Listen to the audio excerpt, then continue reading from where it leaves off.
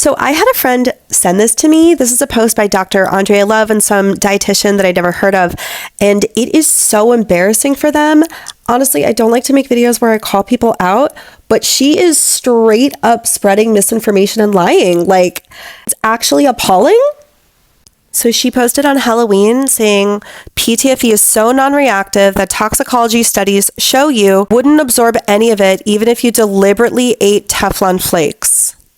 So she is repeating a lie that was debunked like forever ago, okay? It was told by all of the Teflon manufacturers that Teflon microplastics were too big and they would just pass through your body and never get absorbed in your body. PTFE is a major contributor to microplastic pollution, accounting for 60% of the microplastics in human organs.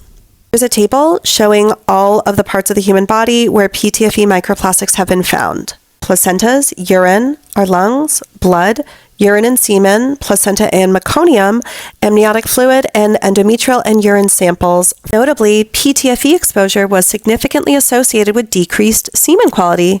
Interestingly, we found that only exposure to PTFE was associated with a significant reduction in total sperm number and sperm concentrations. I'm honestly embarrassed for her. I don't understand how anyone believes anything she says. Dr. Andrea Love, like, I've called you out before, but this other one I've never heard of, but like, you should be ashamed of yourselves. Be very suspect of any of the people that liked this, like Lab Muffin Beauty and some of the other folks, because these people are believing lies that were easily debunked within minutes. And so this is how I know her lying was intentional. Most of her citations that she includes in the really tiny text at the bottom of this, that's meant to at least show credibility, but it just shows that she's cherry picking data, most of which was almost a decade old.